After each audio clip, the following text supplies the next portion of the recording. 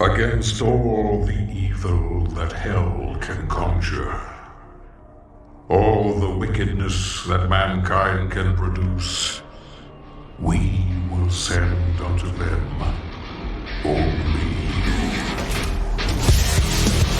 Hey, how's it going, everybody? My name is Magnum Martel, and welcome back to another beautiful episode of Games Journalism. And today, I've got a doozy for you guys.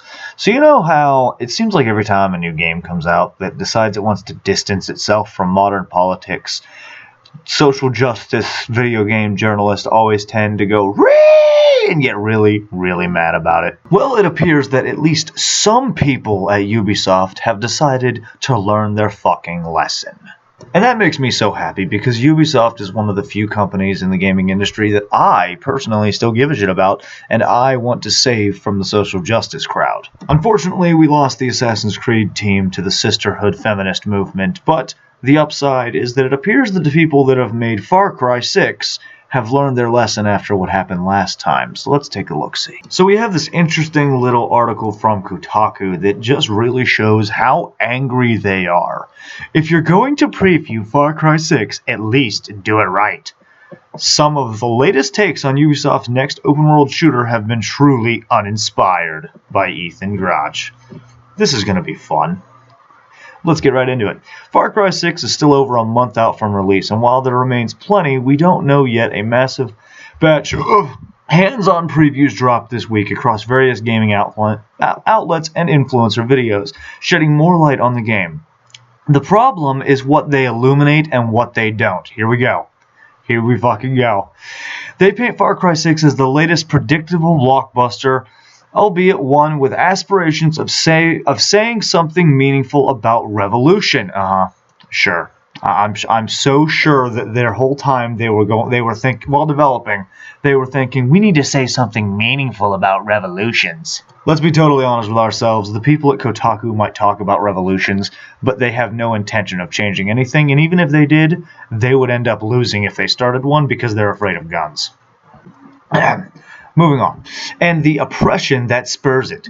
Sound familiar? The previews seem to just be there to tell us whether the shooting is any good and what novel ways Ubisoft has found to dress up its to-do list icon filled maps rather than integrate why we should expect anything more from Far Cry this time around. Well, I mean, people enjoy that gameplay.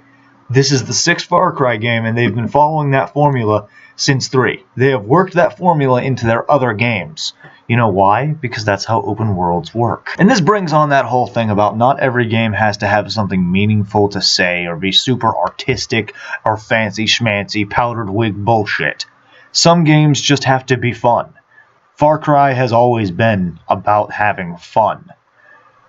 Far Cry 3 gave us one of the greatest villains of all time, a villain that we all still remember to this day. And why? Well, simple. He was memorable, and the game itself was fun. It was just good old-fashioned shooty bang bang. What's not to love about it? Let's continue. In some ways, it feels like we've learned nothing at all. Not your granddad's revolution, quipped IGN. Far Cry 6 is a huge game in every sense, announced VG247, and it looks to be a big, beautiful game, concluded VentureBeat. Even the previews that acknowledged the series' troubled thematic past remained optimistic it might not get in the way this time. I don't understand what was troubling about anything from the previous games.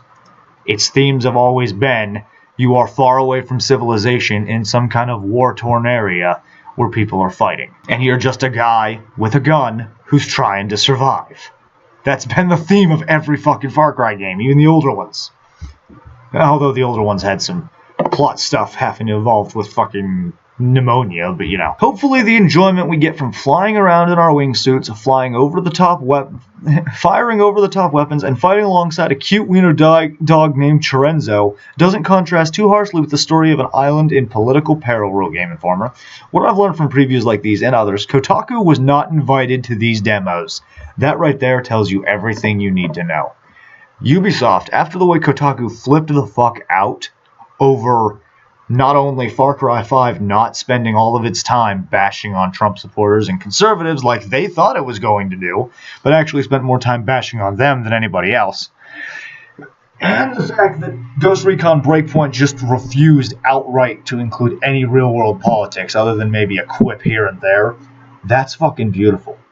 Those games did the right thing, and you can tell Kotaku is fucking angry about it. So the rest of this part goes on and on about what the gameplay is going to be like. There's some mention here of the skill tree being replaced by a loot-based system, which I really don't like the sound of that. To me, that sounds fucking stupid, but let's just continue on here. Far Cry 6 made waves back in May when narrative director Navid Karhavi, I'm sorry if I'm pronouncing that wrong, said the game was not intended to make a political statement about Cuba, despite being a game about revolutionary guerrilla fighters in an island nation in the Caribbean where you apparently heal yourself by smoking a cigar. That sounds cool to me. Karavi elaborated days later in a statement to Ubisoft's website that Far Cry 6's story was political, a story about a modern revolution must be. He wrote, "Still, though it was not to be taken as a binary political statement specifically on the current political climate in Cuba, and that's what makes Kotaku mad, is that it's not pushing the narrative that they want." Karavi also wrote, Far Cry is a brand that in its DNA seeks to have mature, complex themes balanced with levity and humor. Thank you, Mr. Kravati. You understand. Please don't ever stop knowing what you know. One doesn't exist without the other, and we have attempted to achieve this balance with care, whether it can actually navigate that balance is one of the central questions facing the game, and only a few previews I've come across actually grappled with it. Yeah, because only a couple previews said anything that you agreed with.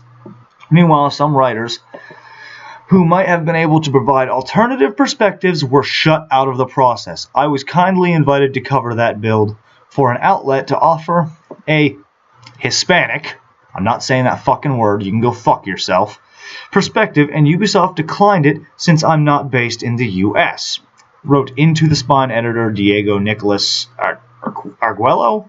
I'm sorry, I don't know Spanish very well. We're just going to call him Diego. On Twitter, according to what a Ubisoft rep told Diego, that was because of concerns over server pinging times since Far Cry 6 demo wouldn't be run over parsec. Bad ping would mean laggy demo experience. I don't blame them for that. You don't want them to give it a bad review because the demo was fucking laggy.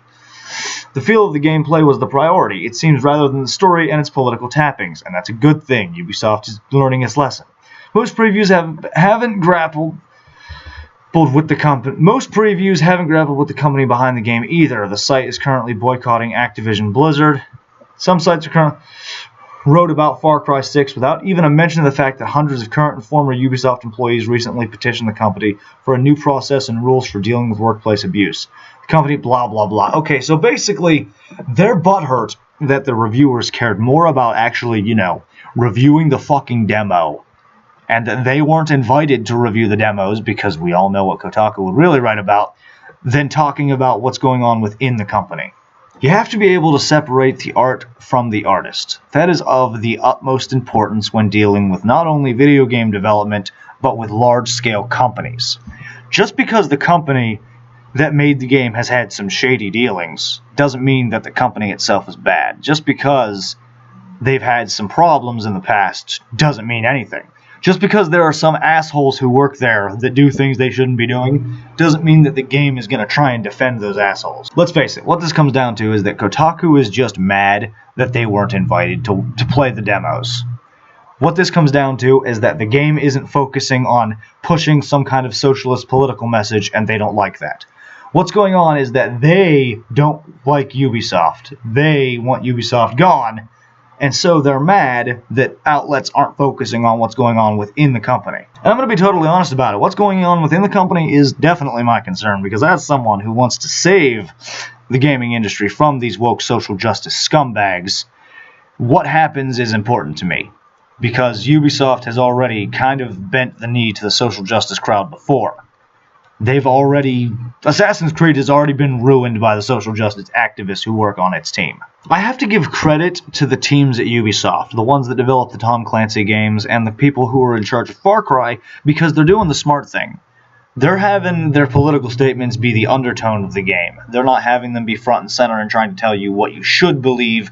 They're just having them be part of the theme. They're focusing on the gameplay and the fun rather than this is what we think is right. I'm glad that some of the teams at Ubisoft have learned their lesson about these woke trash outlets, and they're actually going out of their way to just completely not allow them to be involved. Now, it still sucks that they allowed IGN and Game Informer involved, but sometimes you have to keep at least one of the big name outlets to keep attention rolling. I get it. I understand it. It sucks, but that's the way the world is. I know a lot of people within the gaming space, especially here in the anti-SJW community and the commentary space, have all but given up hope in saving the industry as it stands today. I know a lot of them are all just, let's all just go make our own, fuck these guys. So one of my favorite people here on the platform is like that. He doesn't think that any of them can be saved. He's given up on saving them, and he thinks that everyone should just make their own and we should create a whole new industry. And while I don't necessarily disagree with that, I do think that some of these companies can still be saved, and I still want to save them for one reason and one reason alone. They still make games that I like, and they haven't fucked me over as bad as some of the others have. Because I care about the gaming industry, and I want to save the industry from the people that have been ruining it for the last 10 years. And I gotta say, I'm proud of the Far Cry team and some of the other teams at Ubisoft for standing up to these bullies that work at these woke activist outlets and telling them, no, you're not invited to these previews. I know the shit you write. You can go fuck yourself. The only way this could have been better is if someone at Ubisoft in charge of deciding who got to review these things literally told Mr. Gratch here, no, you can go fuck yourself, you're an asshole, we don't like you. Please, Ubisoft, keep up the good work, and would some of you guys who are working on these other games go take the spot of all the woke trash in the Assassin's Creed team and get rid of that fat feminist cunt who's been ruining it since Valhalla? I'd appreciate it because it would save me a lot of trouble and a lot of ammunition. That's all I have to say about it. Thank you all for watching. Please leave a like if you enjoyed. My name is Magnum Martel. Let me know down in the comments below what you think about Far Cry 6's demos so far and the things we've seen, and I will see you in the next video.